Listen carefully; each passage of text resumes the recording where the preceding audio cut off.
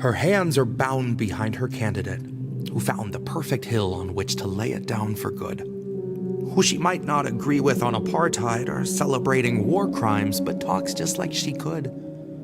He's got the IDF's back and the CIA's back like a Democrat should. Mr. Anti-Establishment didn't start the fire, but he's slipping on his hood. Her voice is grafted to a candidate who might not always speak for her, but what is she to say? Why bother harping on an issue that Americans won't listen to? It seems like such a waste. But what activism is saying they don't give a shit, but if I don't, why would they? So way to rob yourself of agency, then chain yourself to genocide and look the other way. I love to see a fellow running as a Democrat, taking stacks of money from a GOP super PAC, calling out corruption in the giant fucking country club he's clearly been accepted at, but wants to be the leader of. He knows which way the money runs, knows it paves a leader's path, and human rights for Palestine historically don't lead to that. So he will not address it, as he doesn't see a need for that. And welcome to the attitude our country's politicians have displayed toward Palestinians since back before they cracked the will of Arafat. And so the story goes forever after. We do not speak the P word here or recognize the Nakba. All you'll find are sea lions who volunteered as actors, barking like a manuscript from NAFTA. All you'll find are insulated sycophants intent on justifying why the slaughter done in Palestine is not a voting matter. Tell that to Shireen Abu Akleh. Tell that to the children growing up inside a city where the walls are made of shackles. Tell that to a mother who is burying her baby, how her son is not our problem because we'll never see his grave. He's just a topic we can mute, or we can scroll right past his face and all the videos of mourners being beaten at his wake. So stuff your poll on what the average voter sees as urgent. They don't get to know the half of what we use as our detergent when we launder all our ISIS cells, our cartels and insurgents. We do not elect the man behind the curtain. We elect the pull string diversion. We elect the lesser evil donors pre-selected best to do unto the Arabs as we did unto the Persians, and do unto the Muslims as instructed by the merchant who provided you with HIMARS that can vaporize a person. Back into the dust in which we all will find immersion. One arms dealer's Jenin is another dealer's Kherson. Both are just a mark that Lockheed Martin smells a purse on. And voters are the hollow thralls that Congress put a curse on to vote against their interests every 4 years till they die.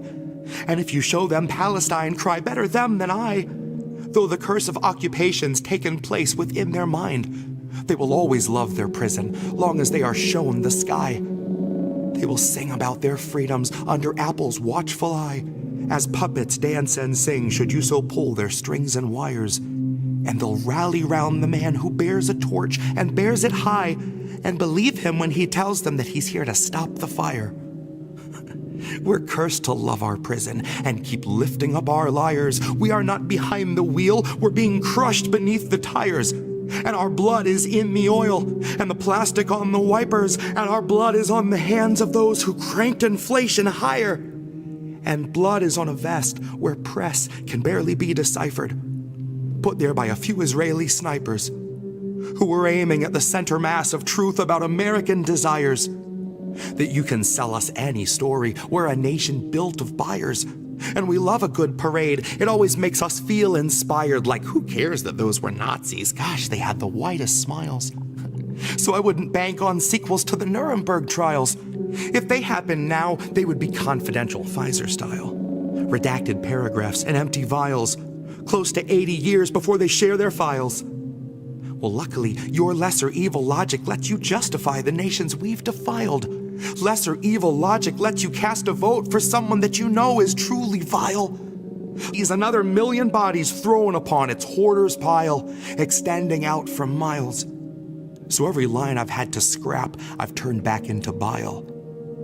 So don't you touch that dial, lest the feds come swarm your door. Guess it isn't safe to say things like I don't support the war, or may Palestine know freedom from the Jordan to its shores, or I'd love to see our senators get trampled by the poor. Any pull-string Dem will tell what they're allowed to stand up for, and how little things like Palestine are better off ignored. You can call it voter outreach for some desperate remoras when the shark from which they get their scraps starts polling on the floor. And the shark says those who live beneath a brutal occupation should be thankful for their freedoms and their rubble and their gore. And I swear it only makes those bottom feeders love him more. One in particular is beaming for her candidate who found the perfect hill on which to make his final stand. And she will not be deterred by all those pesky little war crimes, will not be deterred by his support for stolen land. He helps her come to terms with how to spin an occupation, and forgiving the oppressor is the democratic way. She says her voice is grafted to the candidate who speaks for her, and every time you pull her string, she's nothing new to say. Anybody who's deliberately targeting civilians, they should be prosecuted and they should be jailed and the key should be thrown away. But, I don't see any proof of that. He really does believe this, guys, to his soul.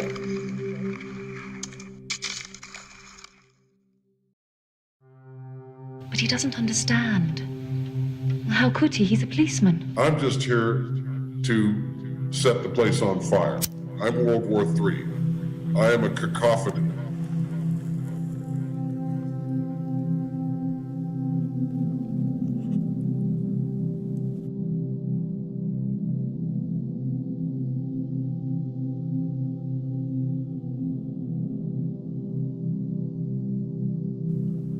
I bet they'll burn the record, because the truth would have them hung. And the record will reflect that there were thousands of tongues screaming, "Stop Cop City," at the top of their lungs, waiting for democracy that never comes. Now in war, you hear a chorus born of voices in defeat. In Georgia, there's a forest full of vibrant, healthy trees. And somewhere in a meeting room no camera ever sees, a council plans on bridging both extremes to build a city where no citizen will sleep, where every home's as vacant as the soul of every cop that walks its streets.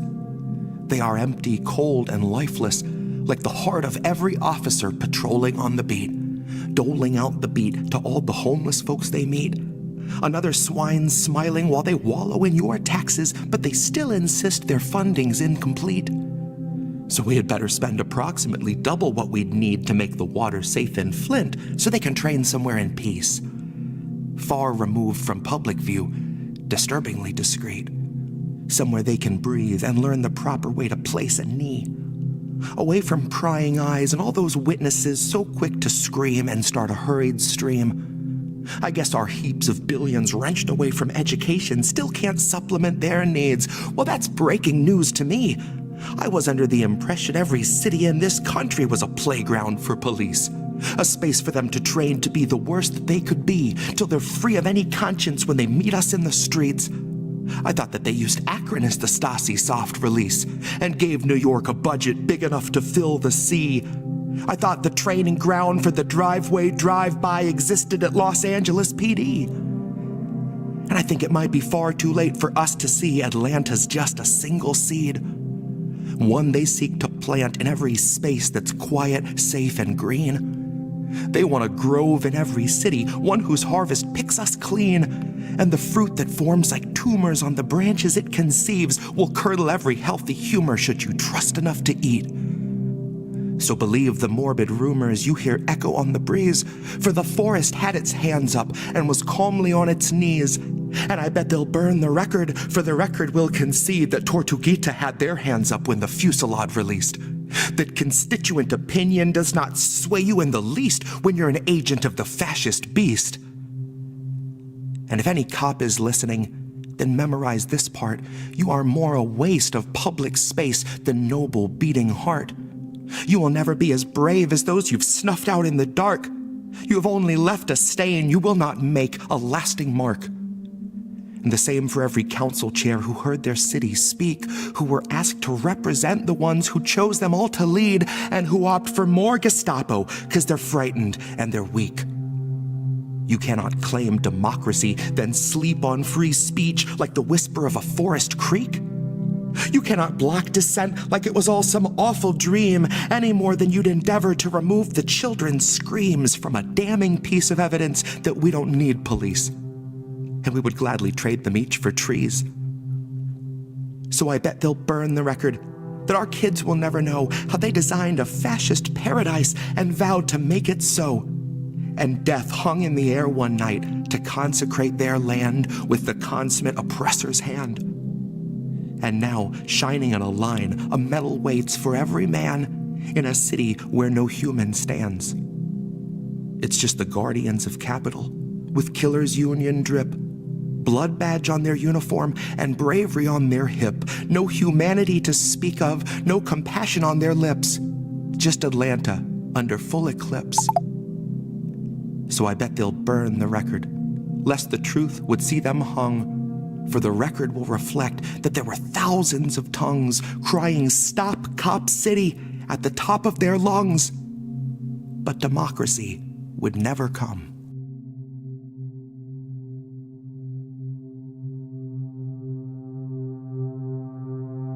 I'm World War III. I am a cacophony.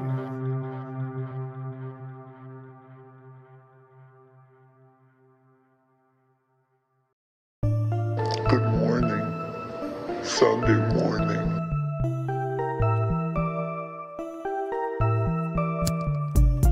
Good morning, Sunday morning.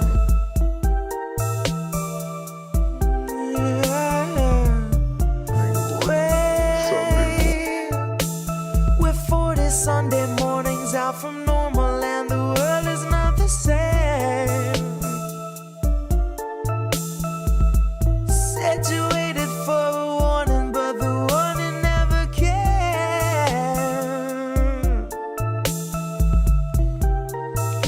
Don't shine a light in my face.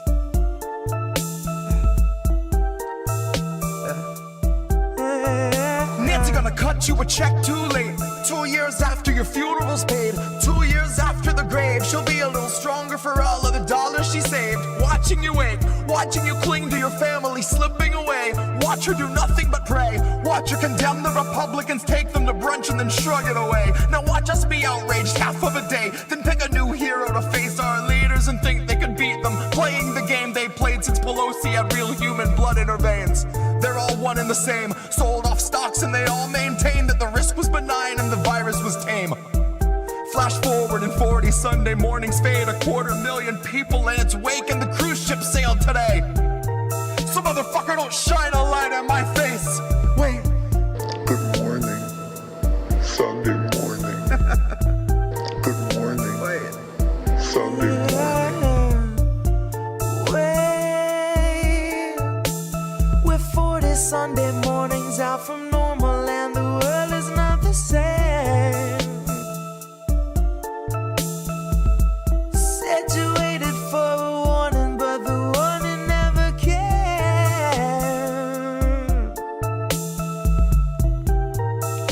Don't shine a light in my face. Said you waited for a warning, but the warning never. No, Indy left. What is happening here? To check out IndependentLeft.news. The Indie News Network. Indie Left News. Oh, hey, Indie Left. IndependentLeft.news. Great work. Indie Left News. IndependentLeft.news. Independent Left News. Shout out to Independent Left News. Shout out. Oh, what's up, Independent Left? Indie Friend show. Thank you, IndependentLeft.news. The INN, Indy, you're wonderful. I think Indy was onto something. Independent News Network, Indie News. Yeah. What's up, Indy, over on Rockfin? Independent News Network, also known as INN. Indie Left News. I don't know if I would have made it through that 3 weeks without Indy, honestly. No, I was just going to ask Indy. A huge thank you and shout out to Indie Left. No, you know what we're doing? We're world building, Indy. Indie Left News. You were doing the INN recruiting. Indie News. Independent Left News. Shout out to Independent Left News. Check out Independent Left News. At Kennedy News. I see Indy's in the chat. Hi, Indy. Okay, great. Who are these people? Who are these people? We're back. Hi. We're gonna try this. I hope we don't drop frames and I hope we don't drop stream. I got this guy here. Another one. Yep, this is another one. I'm Indy. I was gonna say I'm Reef, but no, I'm Indy. That's Reef over there. That guy. waving, and I'm wheezing, which is weird, but not so much. I'm wheezing. I'm dead. Yeah, well, that's what she said. Actually, I'm the dad, and it's Father's Day. Happy Father's Day to all the dads out there. Yep. We've got a few stories we're going to cover tonight, and then we are going to get to Boats at Midnight. Boats smashing into other boats, which is our React channel, our React show that everybody seems to love as much, if not more, than the news show, funny enough. Sarah is over on the Rumbles. Who are these people? We've also got a Ghost Start over on INN Rumble. Who are these people? Hi, Ghost Start. We got loyal fam here because we know there's a bunch of other choices and a lot of other people live, and we appreciate everybody being here because they're the people who want to be here, and we love you for it. Mm-hmm. So I wrote an article about a week ago or so. I'm going to go through it because I didn't really hear anybody go through it. I mean, I think maybe Himbo and Crab went through it on Politically Homeless, but unless you actually like sat down and read it, you only heard snippets of it. Like if you watch me on Hardlands, I was on Hardlands talking about it. I'll show a little bit of that while at the end there, or at least have a link to it. But yeah, so I wrote an article about Stripe and what happened with the Last American Vagabond, and we talked about it. You know what? We talked about it very briefly at the end of Boats last Sunday night. Because we did do Boats, by the way, Ghost Star. Last Sunday night, we got crashed out twice on the live stream for How Do We Miss That? But we decided to come back and give Boats a shot, and it went through clean without dropping one frame, which made me even angrier than anything. Because, come on, man. Like, we could have at least, you could have. Why aren't we going to our two-shot? That's weird. The other split screen too, like that one. Why didn't it go to that? That's weird. Uh-oh, Stream Deck broken? No! I did not load Stream Deck right now. It probably is. Because, why not? The other one wasn't. Anyway. So, not only that, we're going to talk about some labor. We haven't talked about labor in a while. Mostly because Reef fucking hates talking about labor. So boring most of the time. It's insufferable for him. All right, and before we do that, I'm going to move Jesse's box up here with the QR code so that I'm not blocking Bong Cam, or at least the main Bong in Reef's face. It's much better back there. Check out that lit up INN sign behind Reef right there. He 3D printed that. That is so kick-ass. Yeti just got one behind him. Oh, now he's got the moving lights that move with his voice, which is even weirder and creepier, but that's another story. So we're going to talk about Someone some labor. said I looked like I was inside R2D2. Well, another stream. Well, no, he's tinkering. Funny. Yes, he's actually building the components for R2D2.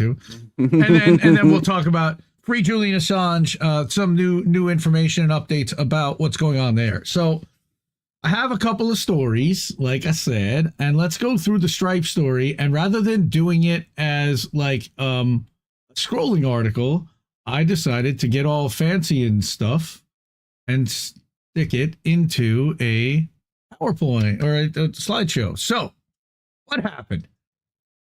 Holy crap, this is a crazy story.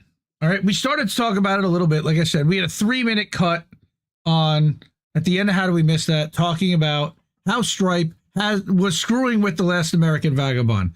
But I don't even know if I had written this article yet. No, we're not cheering for that. What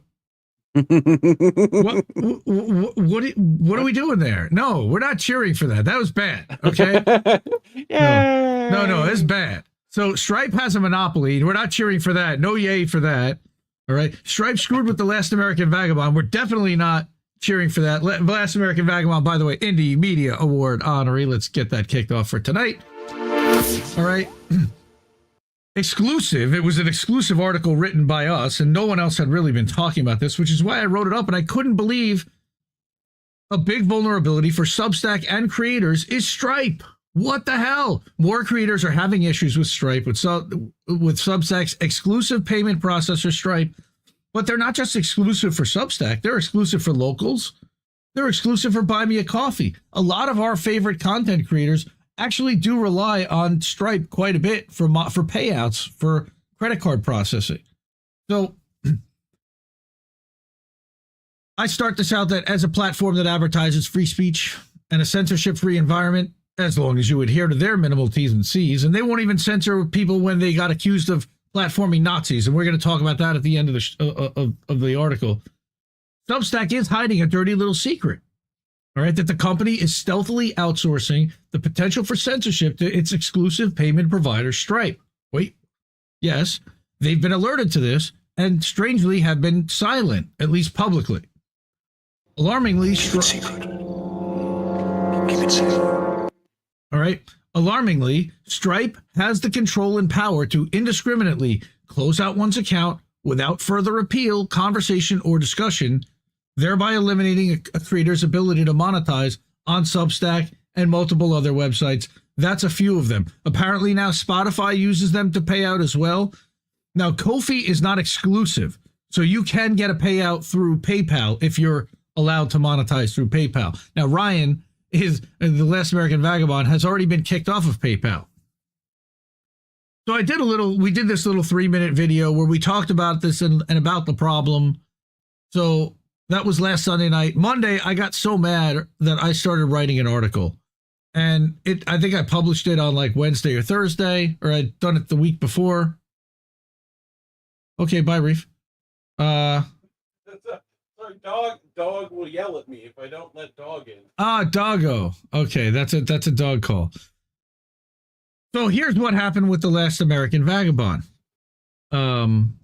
Stripe demonetized, told them on May 27th, on Memorial Day, he published, Ryan puts out on his Twitter, I need help because here's another act of financial censorship carried out today by Stripe.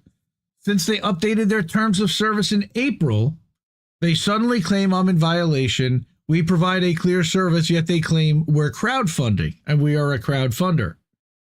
That's crazy, right? And that starting June 10th, Sunday, June 10th, he would no longer be able to monetize. Now, at the time, there had been zero appeal to his knowledge. He had requested an appeal twice and had been denied. I found out later on. I actually, had a back and forth with him after all of this. This was, again, in early June. I published this June 4th. Okay. But I also put out on Substack Notes, hey, are there any other people that are having problems with this? So first we find out that a Canadian guy comes back and says, Pundit Man says he was required to provide verification requirements, and he's an anon. And he's like, why do I have to provide like personal identity requirements to get paid by Stripe? Like they're processing my credit cards. This is weird. All right. Mm-hmm. So we're writing to let you know that we're updating the verification requirements for Canada-based Stripe accounts. As a result, your account has outstanding requirements, and requirements due, and you need a user with verified ID to sign in and complete it. It was what the rest of it said. I don't know if that's a Canadian government thing. I don't know if that's a regulation thing. I don't know what the hell that is. All right. We've got Stripe rejecting some creators' subscribers who are trying to upgrade their subscription. Now, I found out after the fact, and I'm glad I get to have this conversation and slow down for a second, because it turns out that this was more a error on Substack's side, because this creator has been working very closely with Stripe. And they're like, honestly, Stripe has been really helpful. And what they're telling me is that I've got subscribers that are trying to upgrade, and somehow there's something wrong when when they're trying to do their upgrade, something isn't connecting, and that's actually happening from the Substack API, and I've got receipts. Like, wow, okay. But in the beginning, he thought that somebody was pulling his chain and that it was a problem with Stripe. And again, it just seems to be that the problems are happening with Stripe. But on top of that, I got a lot more. I got another guy from another country that shall not be named, because to keep him anonymous and protect his identity, said that Stripe monetization isn't even available to all creators, as many countries, like the one that I live in, are ineligible from another creator. Okay. Stripe doesn't allow payment and most of the world. So there was discrimination from the beginning. Basically, writers from rich Western countries and their allies get paid, and those from poorer countries don't.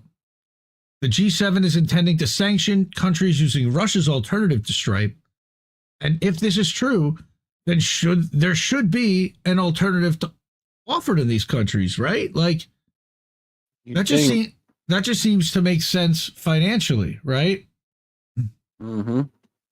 Right. So Stripe has canceled accounts that they don't consider to be active enough. Ask Liz Burton. Now, again, on top of this, Liz Burton reached out and was like, yeah, that's not exactly what happened. I know I said that, but there was more to it. That was a work account. We weren't using it. The business closed. Like, okay, but she was getting paid out through Square and did okay with Square. And that was the point of hearing that. Like, I haven't heard of any of them Stripe canceling any Substack accounts because of a lack of activity. I will say that here on stream. Coming to a Substack newsletter near you. Ooh, with the echo. Ooh, I got Echo. double mad cow. I don't know how that worked out. I don't know, but don't do that again. Stripes. So here, our friend Karina Malatesta, she runs a phenomenal newsletter, and I won't say the word because I don't want to trigger him. But she runs a great newsletter. She does an international news roundup. She's very focused on the updates on Palestine and covering Al-Mayadeen and other sources. So Karina read what I was saying, and I was starting to warn people back, at the end of May and on notes and tagging people and asking the founders, what's going on here? She says, nope, yeah. I'm never going to join Stripe. That's all I needed to know. USA means Israeli surveillance, just like Twitter with Authentics and AU10TIX. If you haven't looked into it, the Gray Zone's done some phenomenal work about the company that Twitter has, or whatever, Elon Musk and his weft puppet CEO have decided to hire for their verification process is a Unit 8200 Mossad outfit called Authentic. But anyway, Karina says that after reading Authentics, Karina says after reading this, then I'm never going to join Stripe. I'm never giving those lunatics my personal information. So I actually had tagged the CEO of Stripe, who's on here, Patrick something. But here's one that really was holy shit, and I got even more craziness.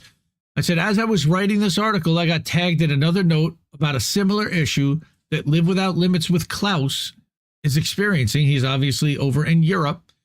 All right. More than 60% of his Stripe transactions are failing, which means that he's got people that sign up, and for whatever reason, it then says that their credit card didn't process and cancels their subscription. What a pain in the ass. Now they need to go and resubscribe. Somebody needs to tell them this happened. They need to go and resubscribe and fix whatever this is. And a lot of the subscribers just aren't going to do that. Whose job is it to track down all those subscribers? Because Stripe's email, if the subscriber even sees it, isn't working, obviously. Klaus is really freaking out about this, and I can understand. Yeah. But this one, holy shit. All right. This one's unreal. So what the word herder just found out is that I went to go undo my connection to Stripe and found out that if I stop using it, they want me to refund all the money that ever went through them back to them so they can refund it to my readers and probably keeping their cut. The money is there. All right. When I clicked the button for assistance, nothing happened. Odd, huh? These people lied to me when I turned it on, saying I wouldn't have to have a second verification for a while, but BS, grr. Yeah. So we're seeing a pattern here, and it all leads back to one choke point, which is Stripe. Oh, but I got more.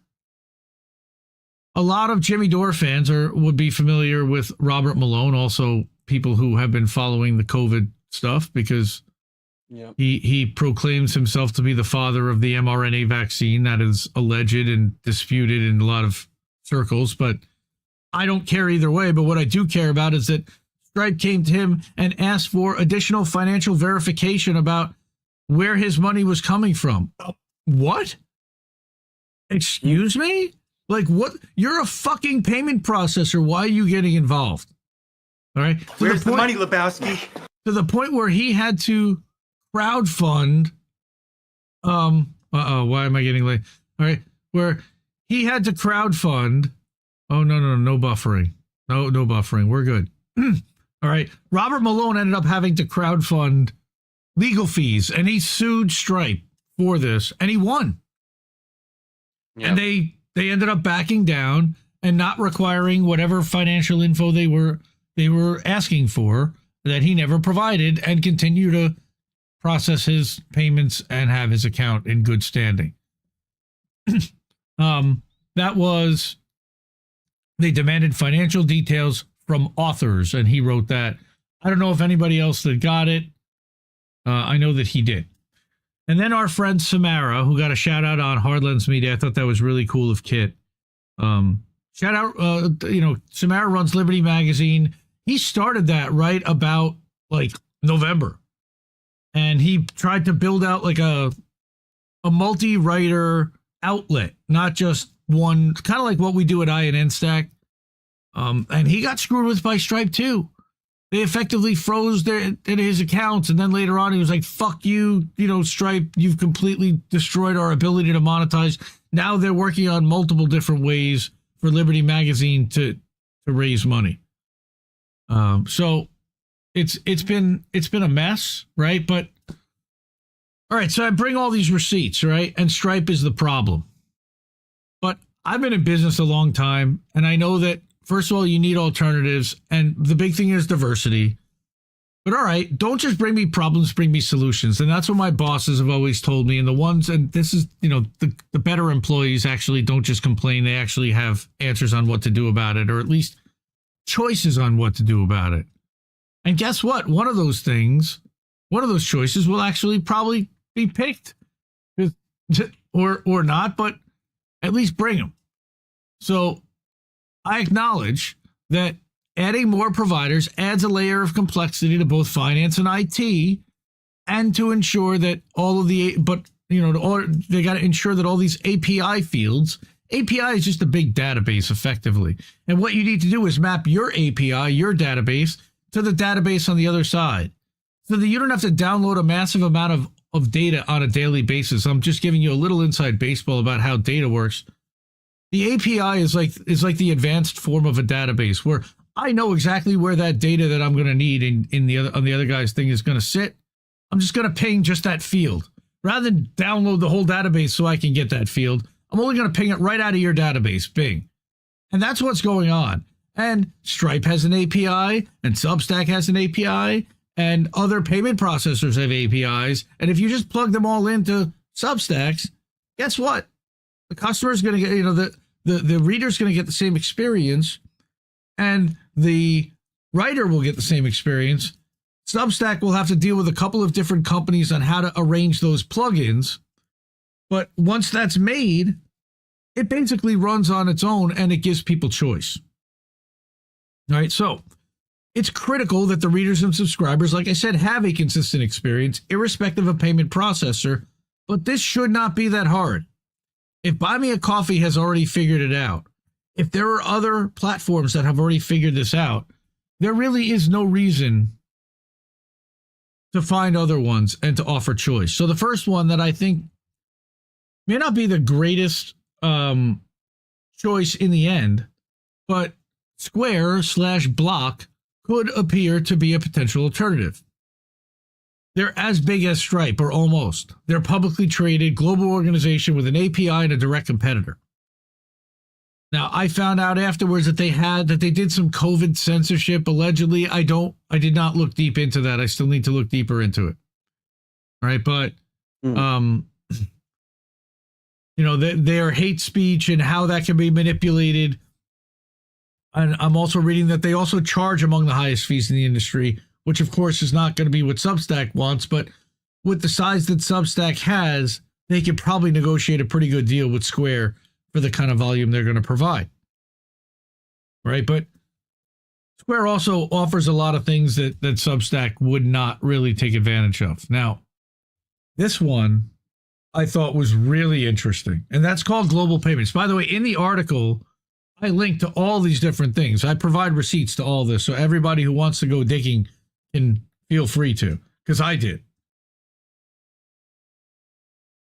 So, global payments, and I don't know where they're based out of. That could be the company that's out of Russia that Mike is talking about. I don't know. But global payments appears to be a potential suitor. They can handle the processing worldwide. They handle most major credit cards in most countries, which empowers Substack to expand its monetization footprint to those countries. But they also, I found out, deal in crypto. So not only could you monetize in multiple countries where you're not, there are a handful of creators that are asking to be able to be paid in crypto.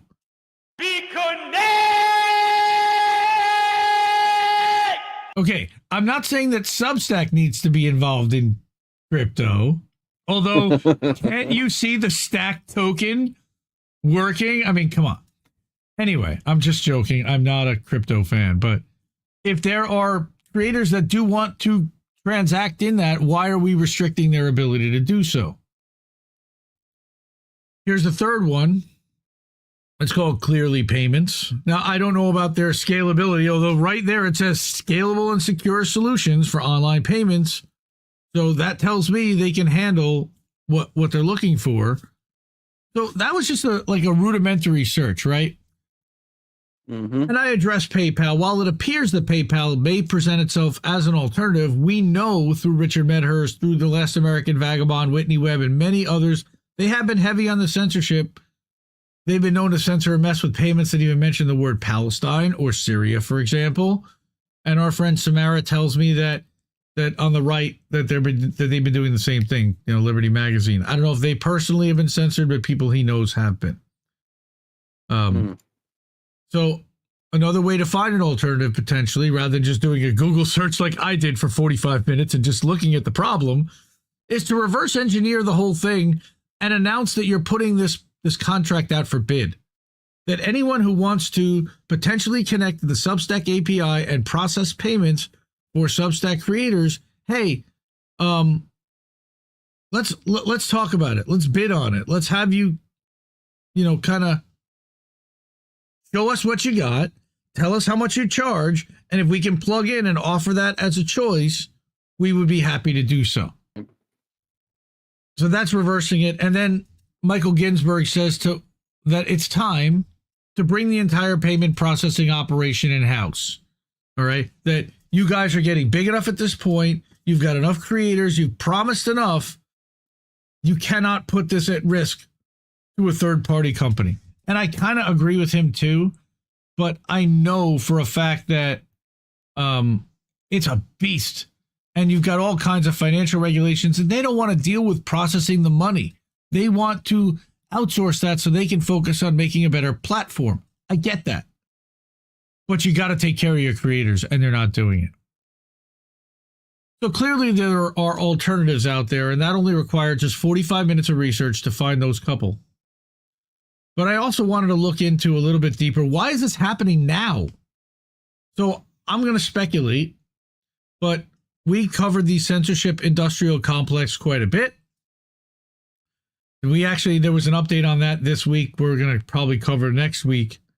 But we just saw through Matt Taibbi's articles published to Racket News just at the end of May that the same academics who were effective in pushing Twitter to censor creators that they deemed to be foreign influence, quote unquote, based on flimsy or no evidence, all right, are at it again for the 2024 cycle, looking to do it bigger and better than before, quote unquote.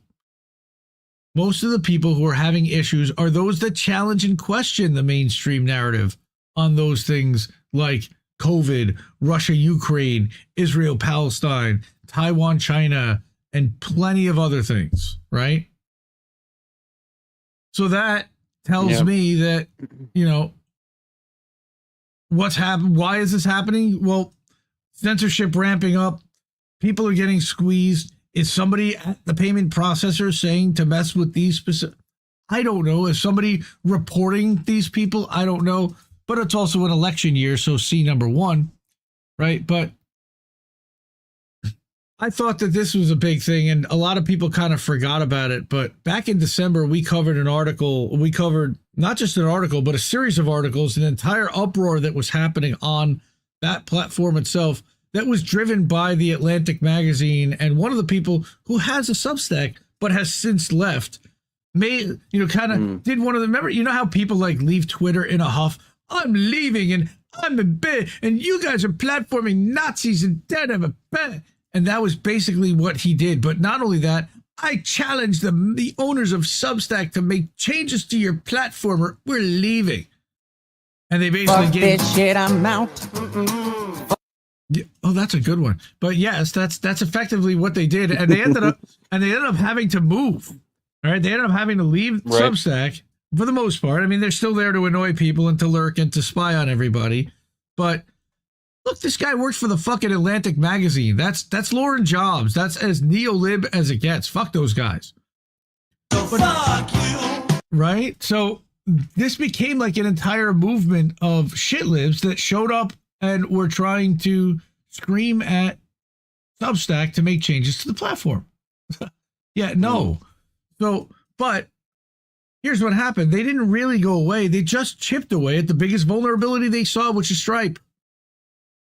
That group's ultimate goal is to diminish Stripe's increasing footprint in the publishing space.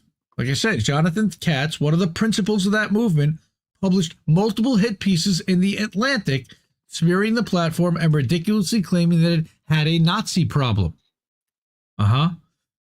That was quickly debunked, and they left after a censor or else demand was not acquiesced to. In hindsight, it appears to have been a corporate-funded and corporate media-driven effort to diminish Substack's growing power, coming directly at the expense of corporate media. I mean, we're taking readers directly away from them, right? Every day. Yep. And it's flipping them out, especially the Atlantic magazine. I mean, they've been like, king of the shitlib world forever at this point. So these people, the Substackers against Nazis, there was this woman named Marissa Cabas, this guy from Garbage Day. There was about a half a dozen of them who then picked up their ball and left. Mm-hmm. Care Bear.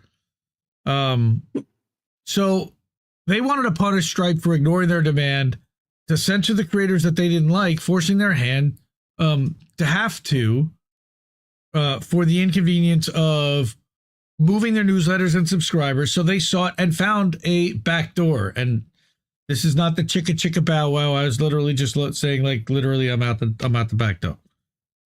All right. But sorry, children. Thank you. They knew that Stripe was the exclusive processor for Substack's monetization, but also for locals and Buy Me a Coffee. So they started reporting creators to Stripe quietly, whom they deemed to be not worthy of monetizing, charging them with violating Stripe's TOS. And that likely are the creators, that Katz thought were Nazis. But it very quickly devolved into, well, these people are anti-trans, and these people are platforming this and that, and it became like a censorship realm. They were all begging for it about multiple things, and it was like, these people are injuring me, you have to ban them. No, it immediately devolved. It was like within weeks, and we called it that was what they were trying to do, that it didn't just stop at the 16 or 26 or whatever accounts this guy deemed to have Nazi content that he claimed that Substack was profiting from, as if they built their entire structure to profit from those dozens of, and we cover this extensively. So, but I honestly believe that these people either created a bot to report these creators or they did it themselves, because there weren't that many of them. But beyond that, I got more. The people reporting them to Stripe for TOS violations knew that they personally wouldn't be affected, since any move Substack made, all right, or that Stripe made, because those creators had already moved to other platforms like Beehive. Now, this is another part of the thing. I think that part of this was whoever is involved with Beehive, their model is that they pay creators, especially large ones, for bringing your audience over and then referring them to other Beehive newsletters. Now, we don't get paid at Substack for referring other newsletters. It's just like a community thing. But these guys are literally monetizing their database and their subscriber list to refer them to other, newsletters that they may like or not like. And anyone who signs up, that original creator gets paid. We don't get paid for referring stuff. And I just think that's kind of dirty. Was that another reason that was behind this? We were already going to move, and this is another way to take more people out at Substack. I don't know.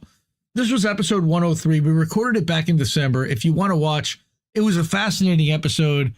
I went through a bunch of people's notes about it. I went through a couple of articles, through the petition itself, through a counter petition. There was an entire thing that went back and forth for like a month on counter petition.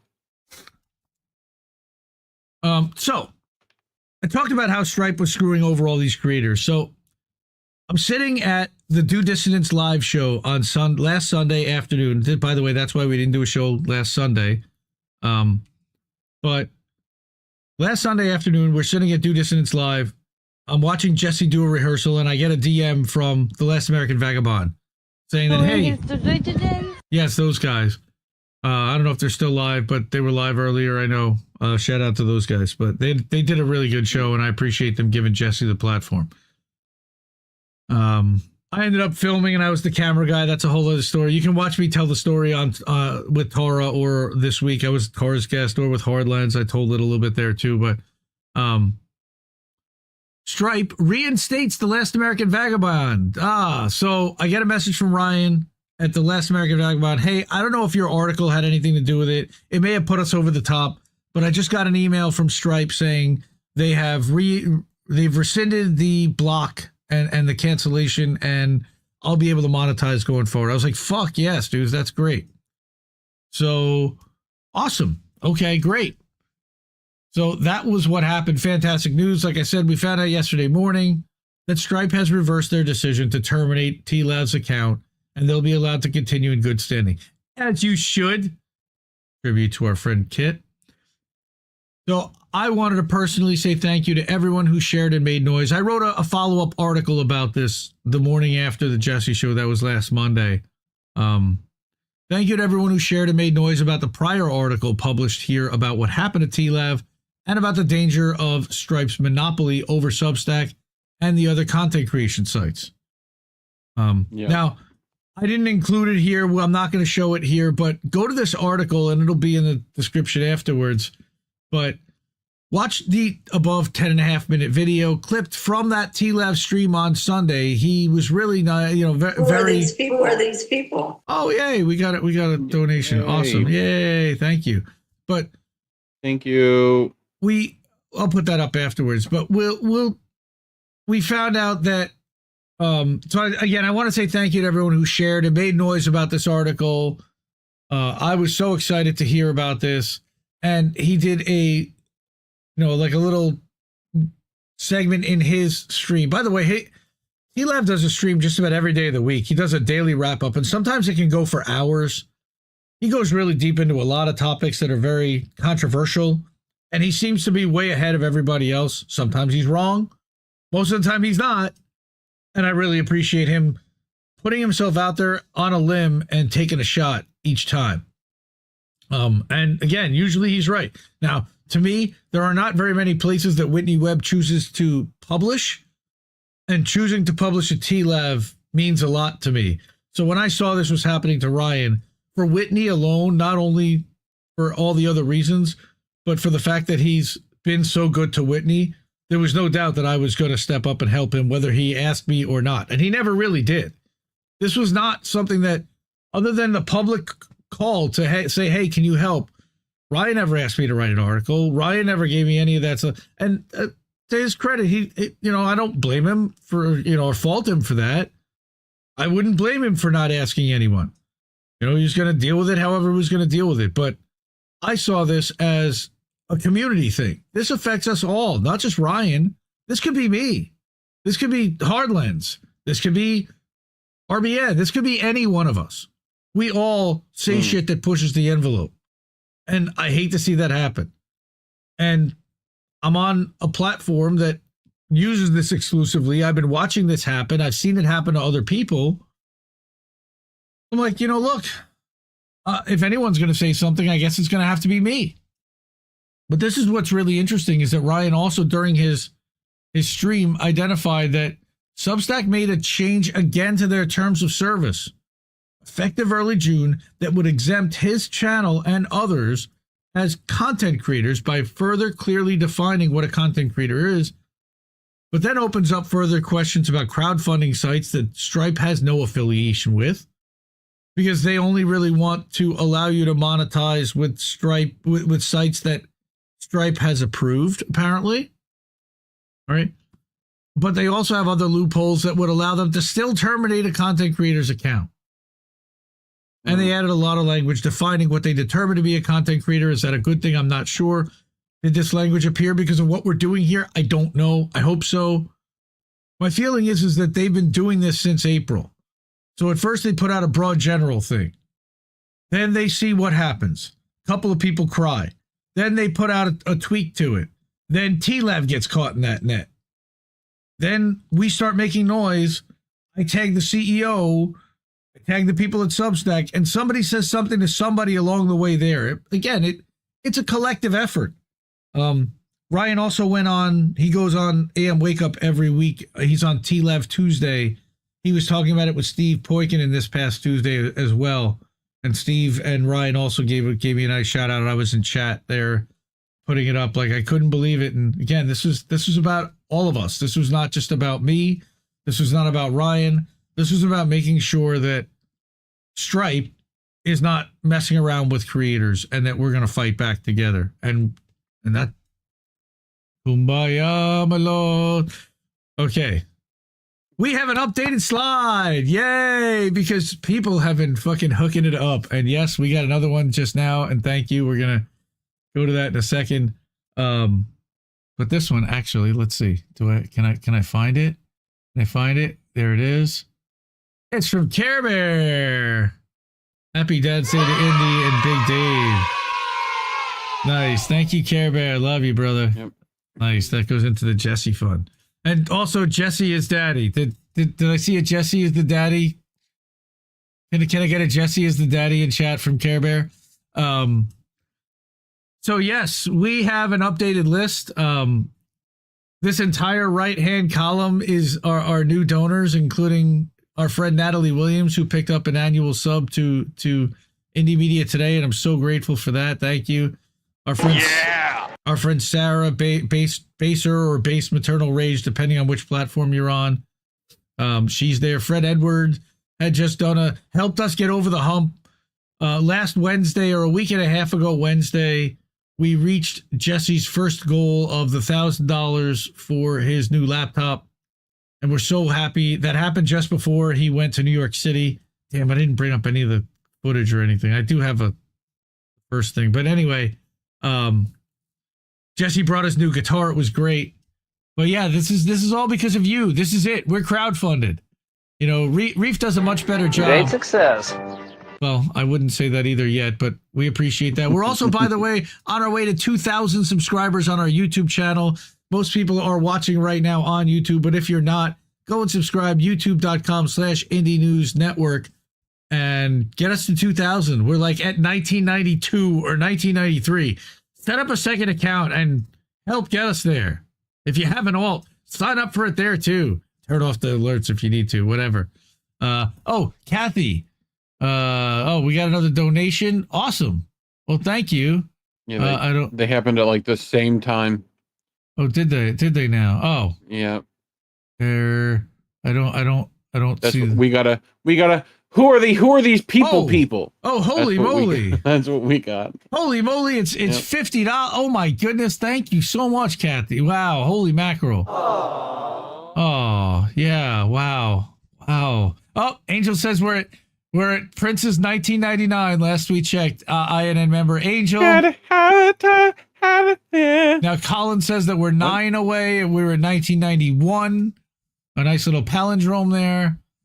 But yes, by the way, those links I updated that there. I took away the Substack link because not many people signed up there at INN Stack. So now it's paypal.me/Indie News Network if you want to donate right on PayPal, or you can always use that Ko-fi link the way that Kathy and that Colin did. So our next boy is the story that nobody seems to give a shit about. Unfortunately, I do. And we're going to start by saying that right now. All right? I mean, he doesn't really, but... I care. Hey, look at that. Oh, check that out. We got the sliding down Ko-fi thing, and maybe the Kathy one will show up too. Like the little... Yep. Woohoo! All right, so I got to fix this now for 1 second. Whoop. And we're going to go here, because this is a Twitter one. All right. I could not believe this shit right here. All right, as to do a Cat Williams. This shit right here. Holy moly! Never again. That was really bad. Do that again. That was really bad. No, it's June bad. 4th, the day that I publish my Stripe article. This comes across my fucking timeline, and I'm just like, oh my god! And not only that, to mass celebration and cheers. Okay. Breaking news. Amazon labor union formally affiliates with Teamsters? Oh. Maybe somebody could have called that. Please go here. I'm going to put it in chat for people. That's what I'm going to do. Did anyone... We talked about this a long time ago.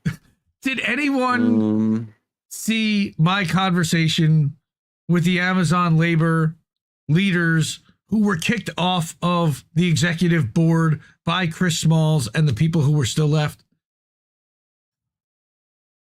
They had a lot to say about Mr. Smalls. Yeah, you did, and you shouldn't. And we'll have to put that in some kind of link. How dare you?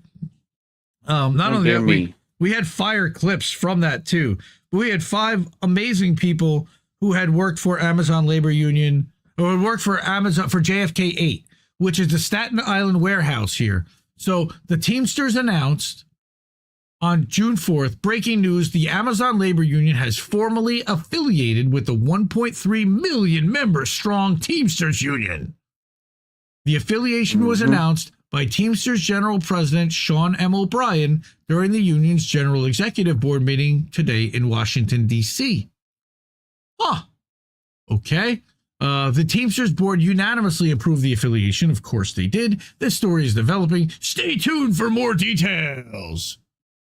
Stay tuned. Stay tuned. So, let's go to the outgoing. Let's not forget that this man is an outgoing president of Amazon Labor Union, where new elections have already been called for and will be happening by the end of July. So this guy will be out within 6 weeks. 8 weeks of this announcement. Today is a historical day for labor in America as we now combine forces with one of the most powerful unions to take on Amazon together. Our message is clear. We want a contract and we want it now. We're putting Amazon on notice that we're coming. Hashtag for the 3rd year in a row, hot labor summer. Oh. I don't know if I'm guessing Reef, is that our episode from, like, how do we miss that? Like episode 2 or 3? Okay, that was from INN. That was from INN News. INN News from a long time ago, literally a year ago. Yeah, we did one also where they were taking on, they had a plan, a multi-year plan to take on Amazon. Now, remember, Amazon Labor Union represents JFK 8 only, one facility nationwide. All right.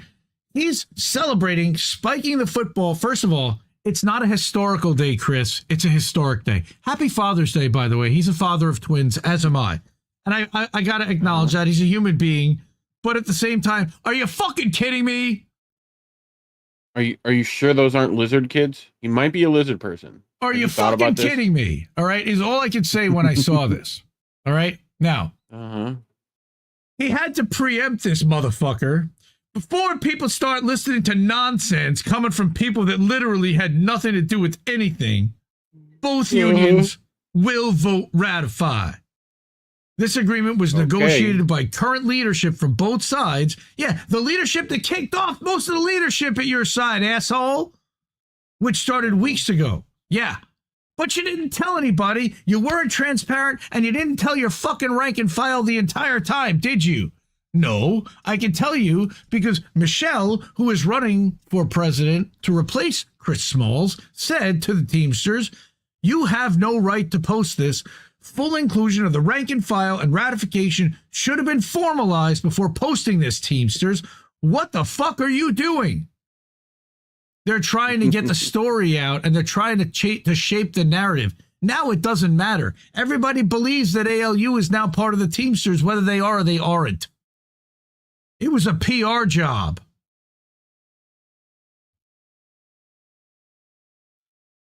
This really pisses me off because this is the total smokescreen. This guy's leaving. Yeah. He should shut the fuck up and put this to his membership. I said, you never know. He might get a new cushy job somewhere.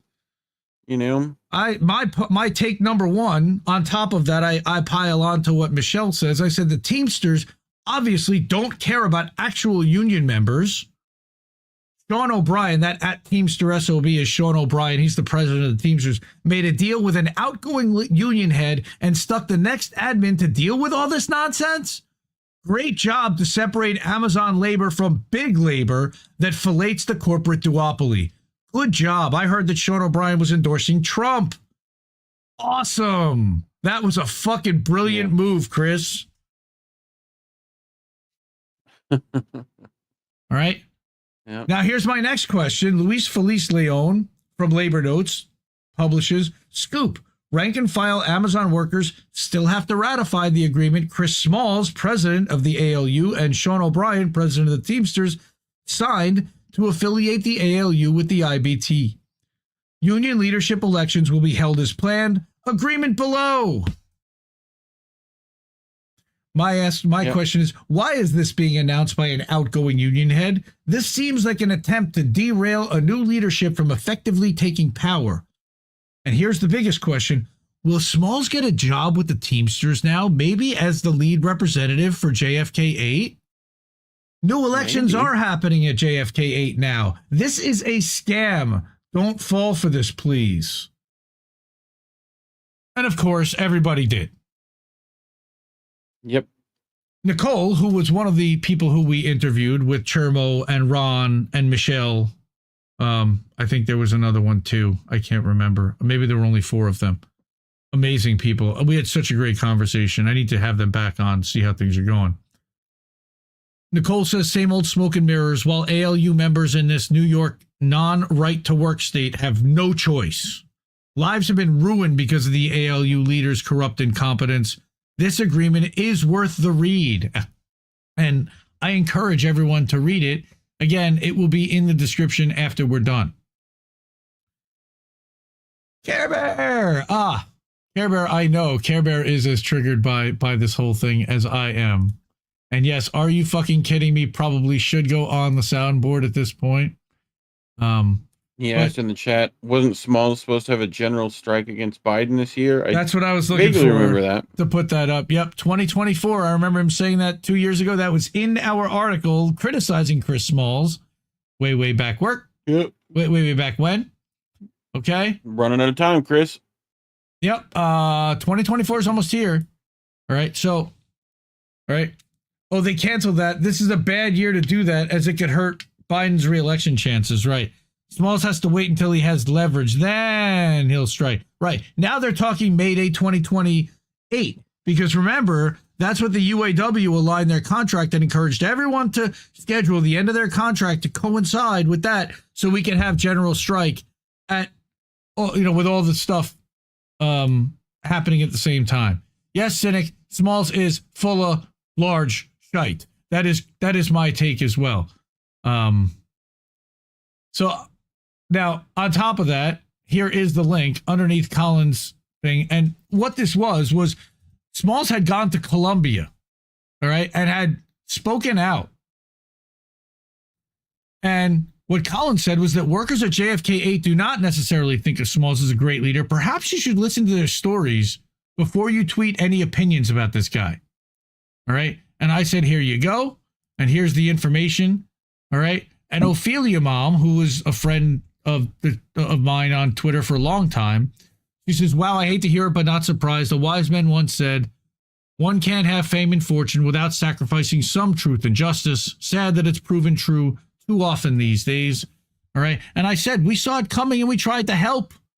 How many times? It's nice for us that he's there because we support it, but he may also represent people who do not support this rally. Okay. That was the very famous Columbia sit-in, all right, that we covered, where they were starting to form the tents that then erupted into all the colleges around the city.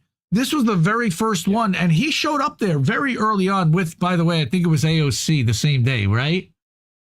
Yep. All right.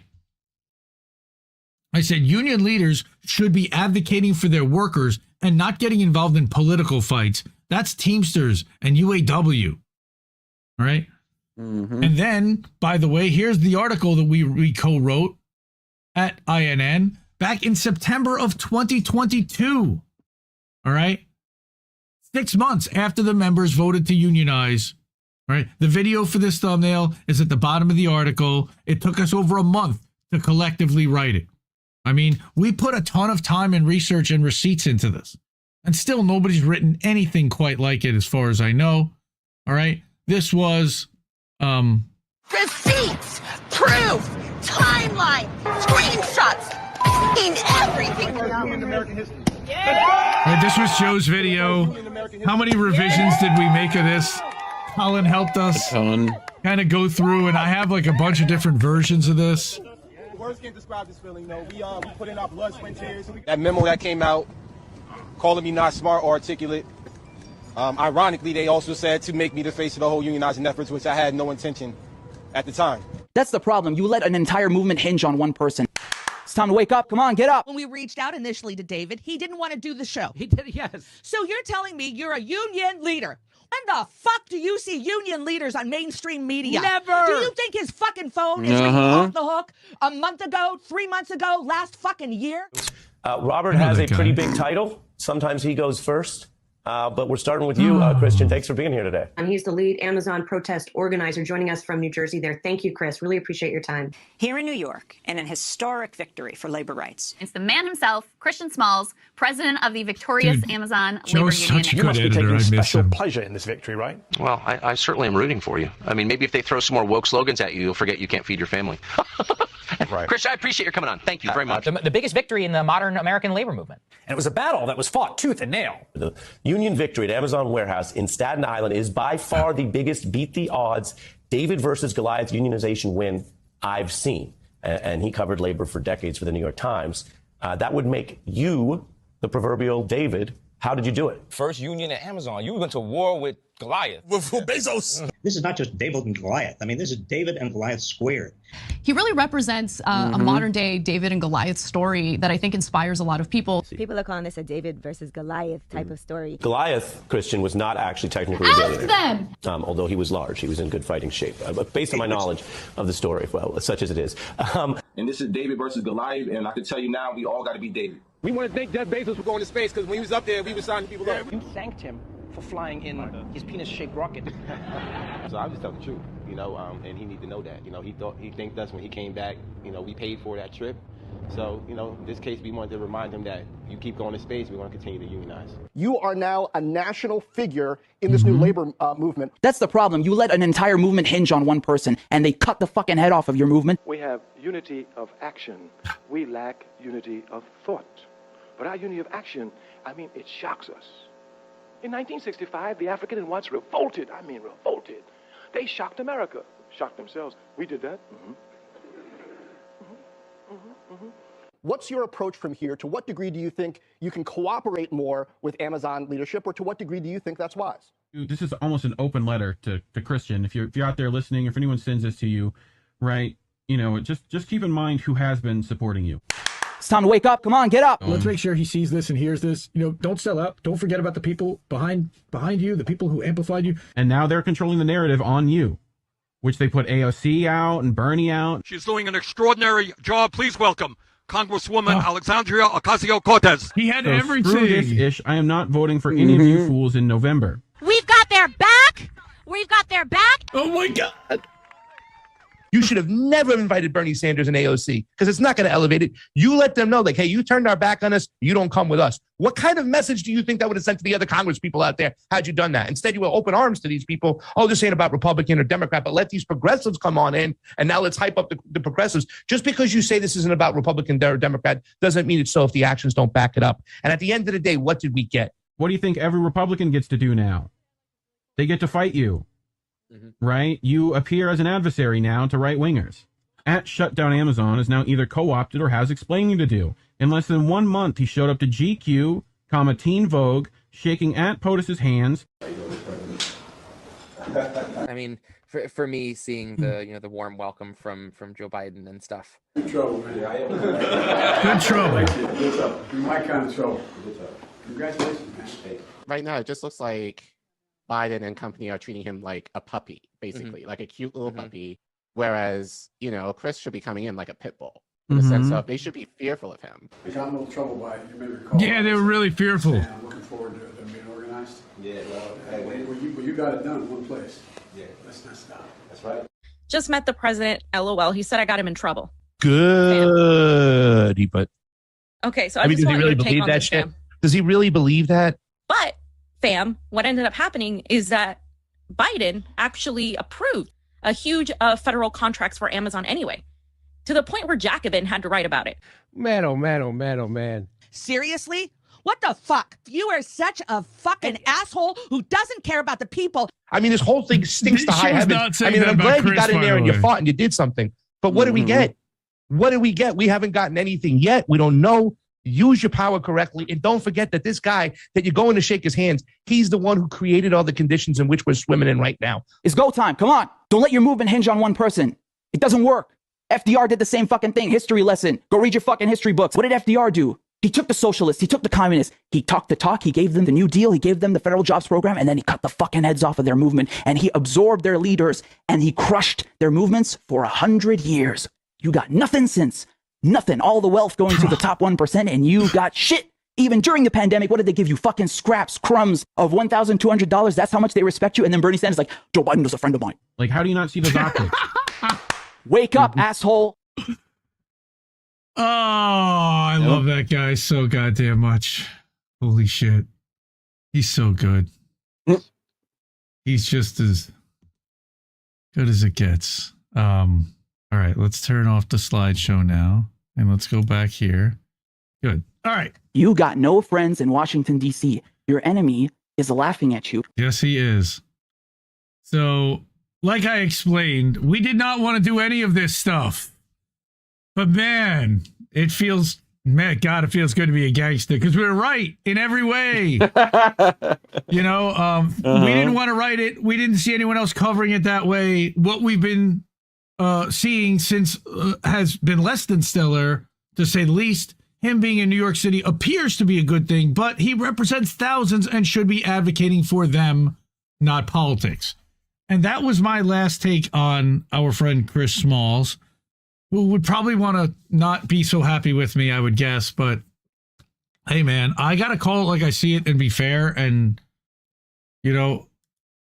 talking to the people that you claim to represent, though you haven't worked at that facility in 4+ years, let's call that for what it is. You got fired. You never went back. Hey, he did do a fundraiser with Gucci. So, he's got that going for him, Right. And he went to Cuba. Yes, I know, Cynic. He did go to Cuba. He went to Cuba. Nice he went to Germany. He went to England and he fought with the people who were trying to unionize over there. He went to California. He spoke all over the country. He went to Toronto very famously also. I got a Chris Smalls file when he says he's traveling. I just drop a tweet in there, and it's remarkable where he's managed to go. He's a world traveler. But I spoke with these Amazon workers who are still working at JFK8 that don't feel like they're being represented and are upset. And now they have to deal with the propagandization once again of the Teamsters. Wow, the Teamsters want to be involved with us. We must have done something really good to organize and get their attention to have them want to support us and work with us. Wow. So the Teamsters have never been a tool of control by anyone. It's never... Remarkably enough, Colin, Chris Smalls has never blocked me. Now, he's blocked INN. I know he blocked you. He's blocked most of the people at the network. But he's never blocked me. Yeah. And I don't know if that's because he knows... I don't know. I've always been fair. I've been respectful. I've been angry. But I've always been fair, and I've always brought receipts. So he could block me if he wanted. He could call me racist, and he could call me whatever he wanted to. But I got fucking... mountains of receipts. All right. He's never once challenged that, or come back to challenge that article whatsoever, or any of the substance, including what Colin wrote, okay, about his hoop dreams. All right. And the stuff about Zendaya. I didn't even write that part of it. All right. Again, that was a collective article that took us weeks to write. And Joe, MVP, putting that video together, but he didn't just put that one together. There's another video in the article also. It was so substantive, all right? It talked in depth about why he shouldn't have gone to DC and how badly he sold out and how he had aligned himself with the American Federation of Teachers and the Netroots Nation and the entire Democratic Party union apparatus. Thank you, Cynic. To the point where our friend Jesse Jett, God bless him, I love him to death. All right, shout out Happy Father's Day to Jesse. Wrote a spoken word piece called Union Drip. All right, that talked all about not just Chris, but what they do to people, young labor leaders who are leaders of movements. All right. So again, this happened 12 days ago. Have you seen any show talk about it? Zero coverage. Zero. And any coverage that you saw was fawning. Oh my God, look at how great these guys did. This is terrific. No criticism, no skepticism, no questioning, knowing that these guys fucking align with big corporate, definitely with big politics. Nope. It fucking stuns me, angers me. And look, we've had other creators tell us that labor is not sexy. It's not sexy. Okay. All right. So they don't want to cover it because people don't really want to hear about it, but it's important. Look, Himbo and I did a show. Shame. Yes. Thank you. Shame. Yeah. So Himbo and I did a show last year called Nobody Wants to Work Anymore, about the difficulties of looking for a job and how fucky the job market is. And part of it was about unionization. And we talked about the UAW strike, and we talked about the writers and actors strikes. And we got their perspectives on this whole thing and how it was being negotiated by leadership. Now, my big criticism here is ALU was supposed to be an independent union. You got 2 years and you don't have a first contract. All right. And that's what they've been arguing with Chris Smalls is we're going to help you get a first contract. But you're about to have new elections. You're not going to at least give the new leadership a chance to get a first contract? Nope. No, they did not want to give anybody else the chance to get that home that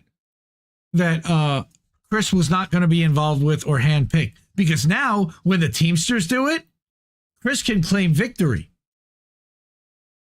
Ooh, sweet victory, yeah. And you know what? I'd love to claim victory for them, and I don't give a shit. I don't care about giving out credit per se, but, dude, you just fucked over your entire union membership. I hate to tell you. Ask any Teamster for UPS that's a part-timer. Ask any warehouse member. Ask any fucking warehouse member for UPS. Ask any, God, how many other Teamsters, any Teamster that worked for, what was the other one where they went on strike 2 years ago? I think it was Mack Trucks. I don't know if that was UAW or the Teamsters, but there was definitely at least one other Teamster strike. No, it was John Deere. Teamsters and John Deere. 2 years ago, we covered this on How Do We Miss That? Yeah, we've been doing this a fucking... Well, we covered that about 2 years ago. Anybody know who that was? Anyone? Anyone? Holland is now the union rep. Is now the union rep at his school, and he hates it. Yeah. Yep. All right. Cookie says that labor is indeed sexy. I will disagree with you. It's sexy to corporate scumbags who love abusing labor and extracting wealth. Right. It's just not sexy to news people and to people who watch on stream. Labor unions are reformist in nature. Yeah. Own the means of production. Where it starts. Yes, where it starts. All right. So, but it's just me. I got one more mini story, and then we'll get to some quick hits. But mini story is Assange. So we find out, let's fucking go. WikiLeaks announces, and they found out from the High Court, Julian Assange's US extradition appeal will be heard at the UK High Court on July 9th and 10th. Detained for 10 over... more years, Julian. I hope not. My God. Detained for over 13 years already. It's already been 13. The publisher faces a 175-year sentence if extradited for journalism. Now, again, there are few channels, I would say Richard Medhurst, who we featured in that last thing, among them, but not very many channels that have done quite the amount of Assange coverage that we have. Thankfully, thanks in part to Misty Winston. Love you, Misty. We had literally an A for A stream that was a vigil that Misty and Sleepy Josh were hosting at 8 o'clock tonight on our Rumble and all our other channels that weren't YouTube. I don't know. You can go back and catch that. I love you, bitch. Yeah. It wasn't on Bitch, I don't believe. I think it was just on A for A, but it was on INN's Rumble, INN's Facebook, Twitter, Twitch. So you can watch it everywhere over there. That's right, bitches. Right? So filthy. I love that's such a great little back and forth. I love that one. But so thank you, Jimmy and Steph. But Consortium News, of course, Indie Media Award honoree will be there. All right. And we got an article published by Joe Loria. The judges in Julian's 2-day appeal hearing on July 9th and 10th are the same who granted him a rare victory last month. His right to appeal the Home Office's extradition order to the United States. So I don't know if this is good news or bad news or neutral news. It's news. It's information. Or chaotic evil news, or Justices Jeremy Johnson and Victoria Sharp granted Assange the right to appeal on only 2 of 9 requested grounds, but they are significant. Number 1 is that his extradition was incompatible. Lawful good. What? Well, if we can manipulate it to work for us, lawful whatever. But lawful neutral. But number 1, that his extradition was incompatible with his free speech rights enshrined in the European Convention on Human Rights, meaning that he would not be guaranteed First Amendment rights when he comes here, if he comes here.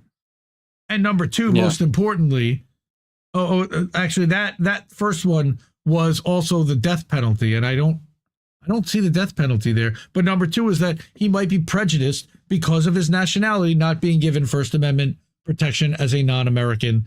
Oh, yeah, that's right. He's an Australian citizen who never set foot in America during the entire time, but yet he's going to stand trial for life in America. Okay, anyway. The denial of his rights in an American courtroom would go beyond the First Amendment to all of his U.S. constitutional rights, according to the 2020 U.S. Supreme Court ruling in USAID versus the Alliance for Open Society International, Inc., which says that doesn't sound evil as shit. Whatever that fucking. Well, no, that organization was. Open Society is I know, it's it the just- Soros organization. Yeah. USAID Yep. suing Soros. Nice. All right. Okay. Says that a non-U.S. citizen acting outside the U.S. has no constitutional protections at all. Yet the U.S. has the right to extradite them and to bring them here and charge them with a crime committed in the United States that they were never in? Wait, what?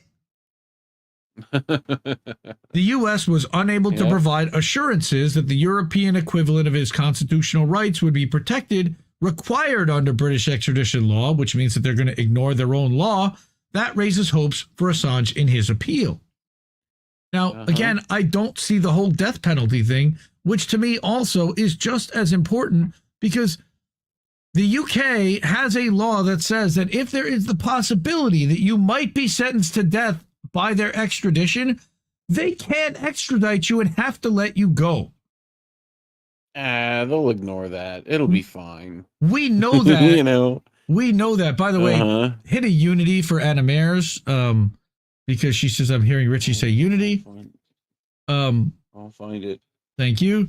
So Assange, of course, has been in prison. We know in London's, thank you, in London's notorious Belmarsh prison for more than 5 years on remand, pending the outcome of his extradition.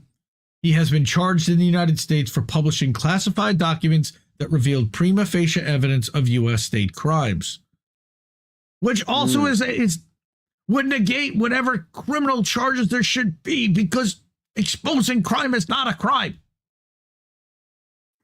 Consortium News has received an award and many accolades for their coverage of the Julian Assange case. Hey, maybe that's the Indie Media Award. Maybe not. I know they got a Julian Assange award. Yeah, how about that? We will be inside the courtroom and outside the Royal Courts of Justice in London for both days of the hearing, bringing you the latest news, analysis, and commentary. Joe will be flying over from DC, and Kathy Vogan will be flying over from Australia. So, donate to their fund drive. Okay. Joe is the editor-in-chief. Oh, I had another labor story. That's right. I forgot. I knew I had another story. Shit. Because I need to go back to the slideshow. And I didn't yet. Oh. But. Because you're a weirdo. Yeah. Well, I started with one. Weirdo. Thanks. I wanted to show. Yeah, down here, this is the award they won. By the way, Consortium is one of the few outlets on their website that lists the Indie Media Award plaque. But this is, I believe, the award that they're receiving, that they're mentioning, and it's a gorgeous glass trophy that looks like an open book. The Julian Assange Award for steadfast coverage of the Assange case, Consortium News 2023. This was from some Dutch newspaper. Gorgeous. Jealous. It's beautiful. Gorgeous. Dutch, you say? The Dutch. Weird. Right?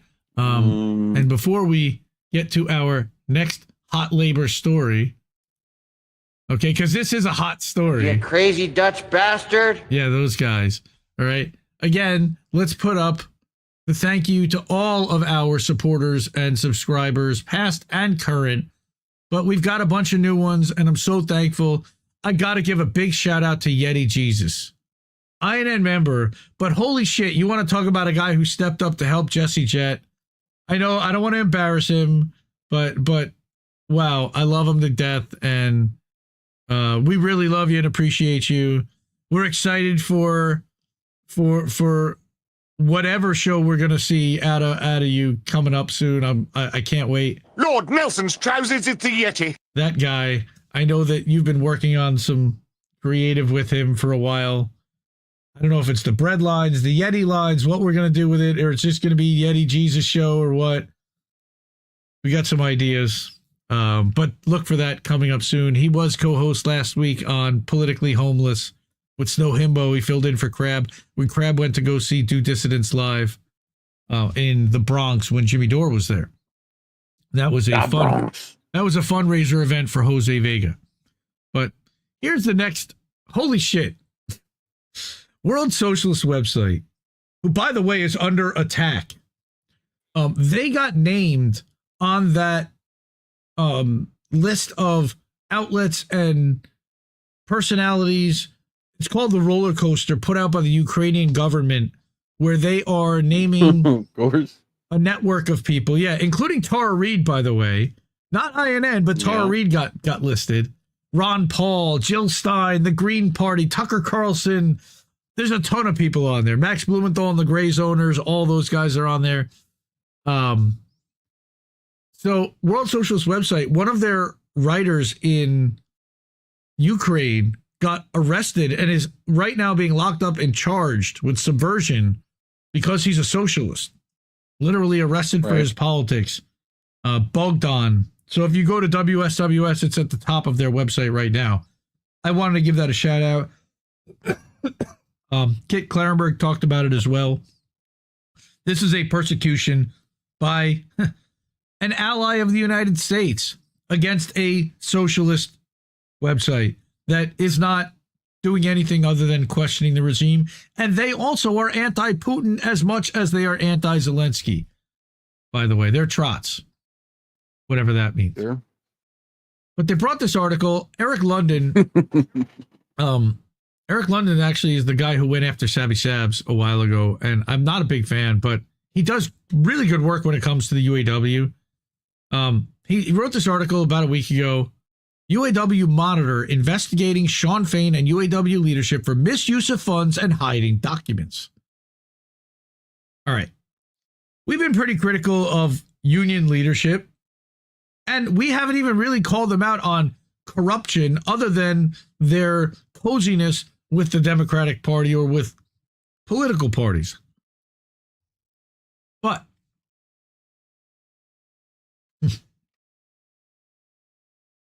yesterday, you okay?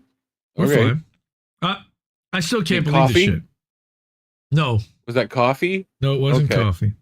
Yesterday, the federal court-appointed monitor in charge of overseeing the UAW bureaucracy issued a bombshell status report revealing that it's been conducting a growing investigation into ongoing systematic corruption within the administration of UAW President Sean Fain, and that an investigation is underway against Fain personally for misuse of union resources. I'm going to repeat that because that seems vaguely important. Is it? Yesterday, the federal court-appointed monitor in charge of overseeing the UAW bureaucracy, let's start there. There's a federal court-appointed monitor in charge of overseeing UAW. Why are they? We're going to talk about that. They issued a bombshell status report. What did that bombshell say? That it's been conducting a growing investigation into ongoing systematic corruption within the administration of Joe Biden's buddy, UAW President Sean Fain, and that an investigation is underway against him personally for misuse of union resources. How about that shit? So, what happened? I was waiting for it. The investigation includes accusations of corruption against Fain and the IEB by two leading members of the bureaucracy, Secretary-Treasurer Margaret Mock and Vice President Rich Boyer. Now, remember, we famously were talking about Rich Boyer in the UAW thing. Mock was sidelined and Boyer relieved of oversight over the union's Stellantis department. All right? Oh, yeah. All right? And I remember that.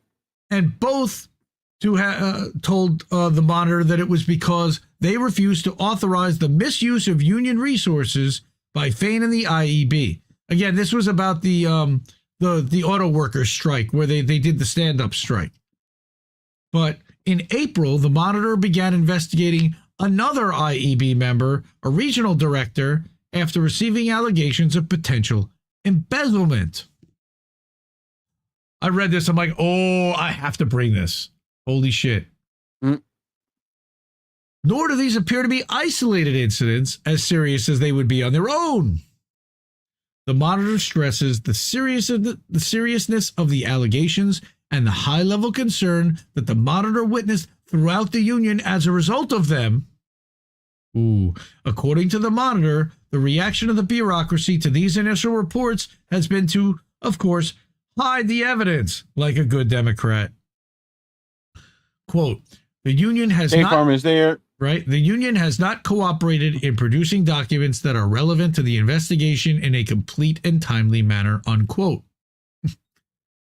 This has handicapped the Monitor's lawyers' ability to properly question UAW leadership during interviews, forcing them to conduct those interviews without the benefit of the full production of potentially relevant and contemporaneous documents. The Monitor went to great lengths to avoid bringing this information to public light, concerned over the anger that it would generate among rank-and-file auto workers. They tried to stop doing this. You basically left them no fucking choice.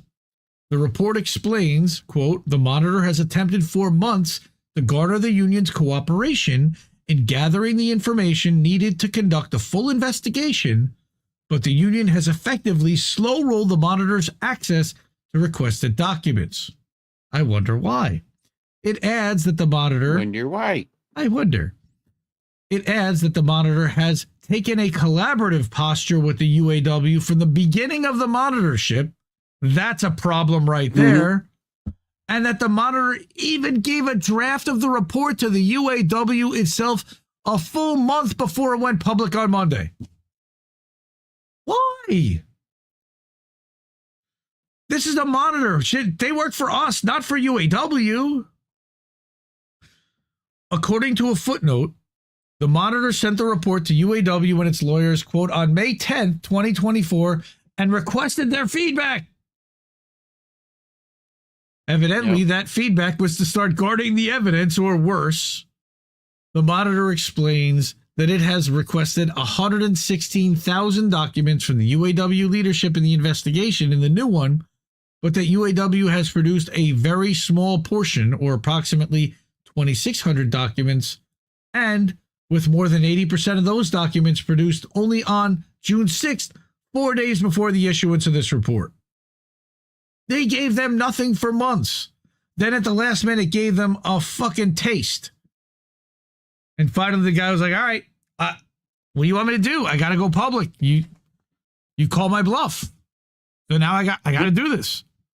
Elsewhere in the report, it's scorching. The Monitor writes that by early April 2024, the union had produced just 18 documents. The Monitor details its polite attempts to assist in speeding the pace of production, but apparently these evidently all came to no avail. According to the Monitor, the UAW has made three basic arguments to justify its efforts to block the investigation and bar the release of some 115,000 documents. All right, originally, the UAW claimed these documents could not be made public because they were subject to attorney-client privilege, because they were related to the UAW General Counsel's preparation of its response to the Monitor's February 2024 document request. That's bullshit. Because in a footnote, the Monitor explains that it offered the UAW a deal. It would exclude all such documents provided other documents related to potential corruption were handed over. They wouldn't do that either. This offer was rejected, as was the Monitor's attempts to determine what other documents the union contemplates withholding. Yeah, unions are great, guys. Next, they argued that the 120,000 documents were privileged as relating to collective bargaining, which forced the Monitor to remind the court that part of the government's investigation leading up to the consent decree involved allegations of corrupt payments made by Fiat Chrysler to senior union officials in order to undermine collective bargaining. So the whole reason there's a Monitor in the first place is that UAW was caught accepting bribery payments. And they're not turning over emails by a Monitor that was court-appointed, federally appointed. And they're saying, well, it's attorney-client privilege. And so then, according to another footnote, the UAW's lawyers argued that the monitor's power is limited to charging misconduct, but not extended to investigating suspected misconduct in aid of potential charges, which would make it impossible to ever uncover any wrongdoing. Of course. That's their idea. Right? Next, I got that one. The UAW monitor, the courts, and the Biden administration's Department of Labor have worked assiduously to protect and revamp the bureaucracy to better control the rank and file. I'm going to repeat that one again because that seems mildly important. Because this is literally like the definition of fascism, meaning the merger of the corporate and the government state. The UAW monitor, the courts, and the Biden administration's Department of Labor have worked assiduously to protect and revamp the UAW bureaucracy to better control the rank and file. Why are they trying to control the rank and file? Mack Trucks auto worker and socialist candidate for UAW President Will Lehman objected throughout the 2022 UAW elections that the votes of rank and file members and retirees were being suppressed by grossly inadequate notice of the election, a refusal by the union to maintain accurate records, and a communication system skewed in favor of the entrenched bureaucracy. When Lehman filed a lawsuit to demand an extended voting schedule and adequate notice for the rank and file in November of 2022, it was opposed by the monitor law firms and denied by the U.S. District Court judge. Why would they do that? Because they're all working together to fuck over big labor. As a result of this deliberate refusal to provide adequate notice, turnout in the first round of voting was only 9%. That's how Shawn Fain got elected, the lowest of any nationwide union election in American history. Both before and after the election, the monitor rejected Lehman's formal complaints of violations of democratic election requirements by the bureaucracy, often after long and unjustified delays. They ran the clock out on people all the time because they know that people are too busy to pay attention for long enough. These motherfuckers. When Lehman appealed the monitor's rejection of his complaints to the Biden administration's Department of Labor, the department delayed a decision until the last possible moment before, of course, rejecting Lehman's concerns on concocted procedural grounds. Lehman then responded, of course, by filing a lawsuit against the Department of Labor, arguing that its decisions were arbitrary and capricious. But, of course, that takes forever, and that lawsuit is still pending before Judge Lawson, same guy, was argued and fully briefed as of December 2023. We're just waiting on a ruling. Even though 6 months later, despite that usually taking about 6 weeks, they're still waiting 6 months plus. Still haven't ruled. Why? Because fuck you, that's why. They don't have to. Will Lehman says in a statement to World Socialist website, quote, "The revelations about the ongoing corruption within the Fain administration are proof that the bureaucracy cannot be reformed. It must be abolished. We, the rank and file, cannot put our faith in any figure within the bureaucracy, including somebody named Chris Smalls." And of course, that's another union and a whole other story, but the same thing. The bureaucracy is not going to put power back in our hands, nor will the courts, and we will have to take it ourselves. We confront poverty wages, mass firings, including at Stellantis, which, by the way, that's what happened after they signed the UAW contract with the big three. You saw mass layoffs. Yep. And dangerous conditions at work. A strike-breaking judge has ordered University of California academic workers to halt their walkout to defend the free speech of protesting students, and on June 6th, a 28-year-old UAW member named Dalton Simmers died when the molten metal fell on him at Caterpillar's foundry in Mapleton, Illinois. The same happened to workers like Stephen Dirks under Ray Curry. Since Fain's installation, things have only gotten worse. Quote, "As for the ongoing investigation, we demand the public release of all the documents mentioned by the Monitor in its investigation. The Monitor says the UAW is illegally prohibiting release of 115,000 documents, potentially related to corruption, collaboration with management, and the misuse of dues? We have a right to that information, and there is no reason to keep it from us. The same goes for the over 2,000 documents the Monitor says it did receive. That information must be given to the rank and file. The whole court oversight and corporate monitorship of the UAW prove the process to be a total fraud. If there's going to be a change, we're going to have to make it ourselves. Will Lehman, man, he works for Mack Trucks. He's a UAW member. He's a leader. And he gives a shit about what happens there. And these are the people who give a shit about what happens at INN. And we love you for it. Support independent media, like I say all the time, because it's more important than ever. Because where else are you getting that story? All right? Where else are you getting calling out the Teamsters and and ALU aligning? Unfortunately, like I said, not enough people give a crap about that stuff. They need to, because it affects thousands of workers. And you claim that you care about labor. You claim that you care about people. You claim that you care about workers. There's tons of them right there. And you're not doing it. And they need someone to pay attention.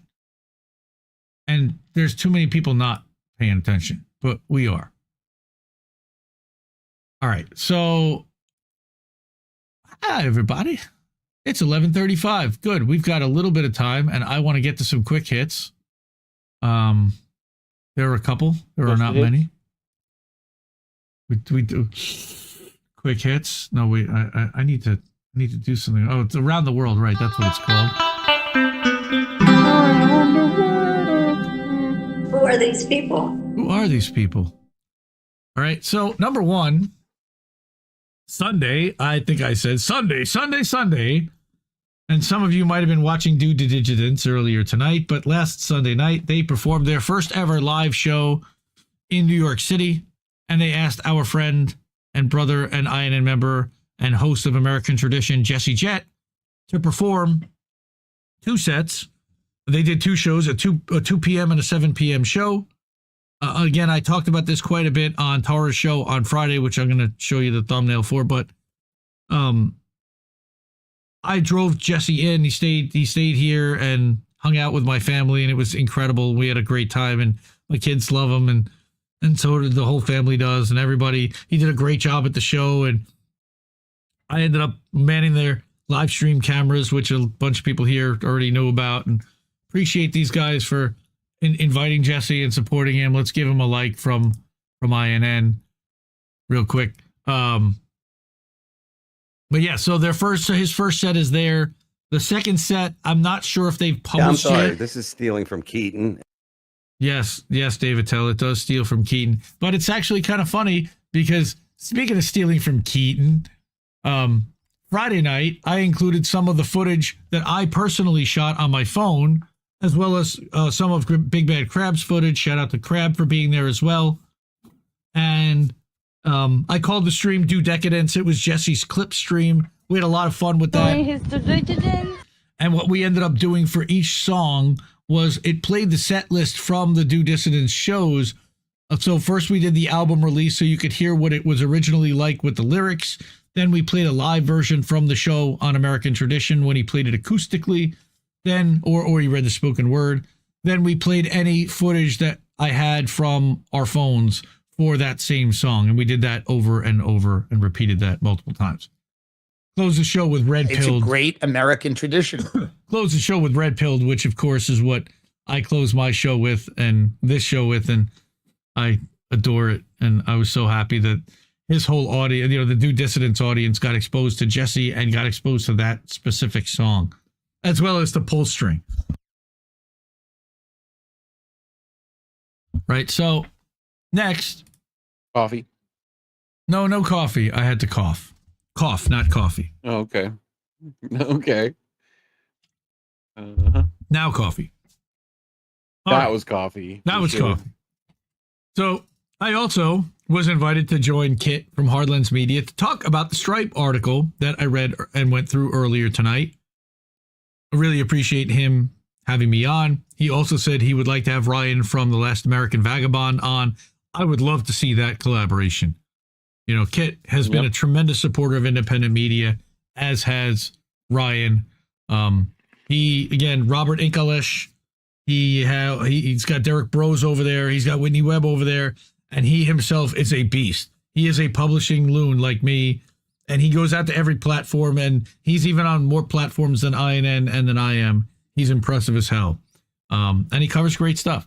But again, Kit had me on. We talked about the article. He had read through it, but he didn't quite kind of pick up all of it. And I appreciate, again, him letting me talk about it. I know a couple people weren't crazy about the whole thing, but it was a lot of fun for me to go on. And it is important. We need to be talking about Stripe and the monopoly that they have, because otherwise you're just going to keep growing and getting bigger. And if these platforms... Cheers and salutations. Smoke them if you got them. That's the guy.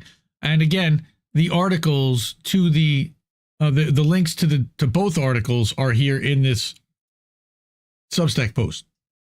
Now, coming to a Substack newsletter near you. Finally, for the first time ever, for the first time in forever, and for the first time ever, I got to be the guest on a show that I've been producing for more than 2 years, and same thing with Reef. Okay. What? That was a little more than an hour. We went through a lot of different topics, and we talked about INN. We talked about how she first met Jesse, though I think she actually met Jesse way before then, because he made a theme song for her. But before that theme song, he wrote a couple of songs about her, one called Read Between the Lines. And that was way before INN was ever even a thought. So, but other than that, it was a great conversation. I appreciate her having me on and giving the shout outs to INN and talking about the origins of kind of how we figured out producing her show and kind of stepped up when nobody else at the time really was there to help. And thank goodness for INN being there to do that, and Reef and Oz. I never mentioned Oz on that stream, but God almighty, Oz the Boomer, love him so much. And he was also instrumental in figuring out how to make this whole thing work for Torah. And he actually engineered... I love Oz. Yeah, we all do. But he actually engineered a couple of those early Torah live streams. There have been over 80 of them at this point, and incredibly proud of the show. And was just honored that she asked me to come on and talk with her. And, you know, she was really nice about, you know, how that show wouldn't exist if it weren't for me and for INN, and just love her to death. And I did a thing about how we need more women in independent media, and we're working. We at INN have kind of made it a point to try to support and amplify women in independent media. It was a lot of fun.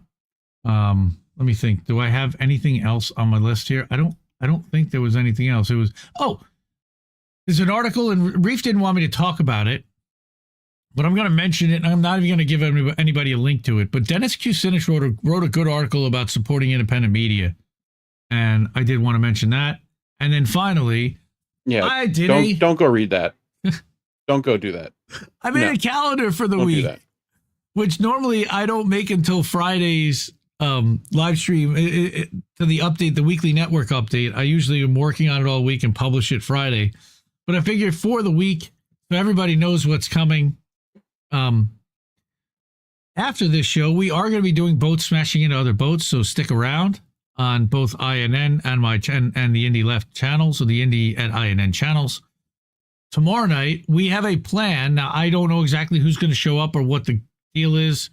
INN for Palestine, we're going to do a live roundtable discussion with some INN members, maybe Misty, I don't know. We've been talking about it. I don't know who's going to be committed to it, but we'll figure that out tomorrow, and we'll make the stream. Tuesday, we have American Tradition with Jesse and I, and hoping that the internet holds out like it did tonight, thankfully, so far. Wednesday night, we'll have INN News with Reef and Colin, like we do every Wednesday night, like you do. Oh, is it in Lakesh? I'm sorry. Sorry, Yeah. Fred. It's Robert in Dang. Lakesh. I thought it was in Kalesh, but no, it's in Lakesh. It's That's what I Robert. thought, Robert's a killer writer. Palestine is Done the some great stuff. he's from also him. got. There's also Asa Winstanley's another one. But like I said, Wednesday night, INN News. Thursday night, Politically Homeless with Crab and Himbo. Himbo was talking to me about potentially looking for a different night and time to put that show on because he doesn't want to be up against other people. And I'm like, man, doesn't matter when you go on, you're going to be up against somebody. I love you. But if you have any ideas about when you'd like to see Politically Homeless, if it's going to move around, certainly let us know. She's homeless. She's homeless. Right, and then Friday is, of course, our big day at the network where we do Torah stream at 2 in the afternoon. These are all Eastern time. 7 p.m. for Angel stream for Angel in the afternoon. And that guy, yeah, I think he might still be in chat unless he went to bed. And then we have our American Tradition clip show.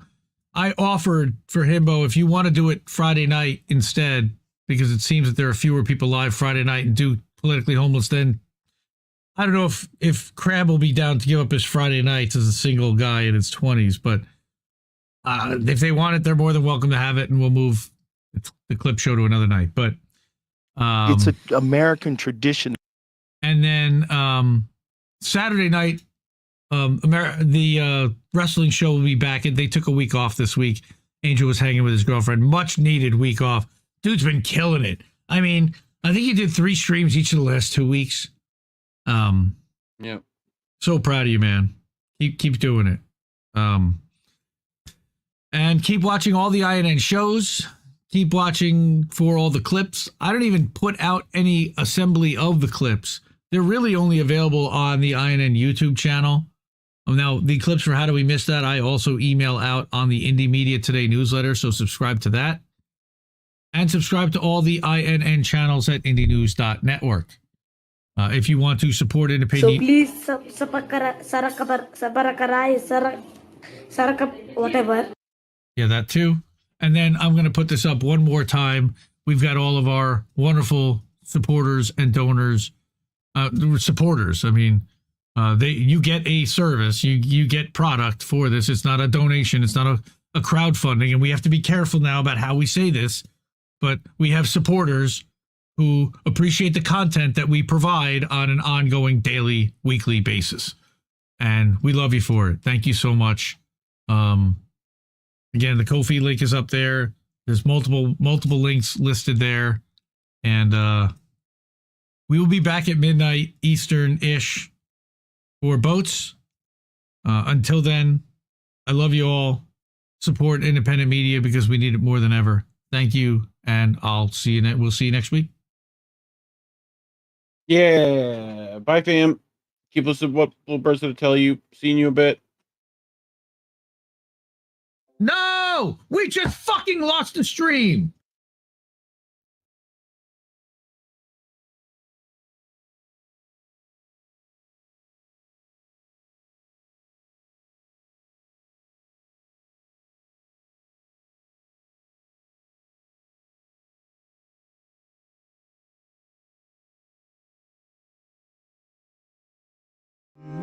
I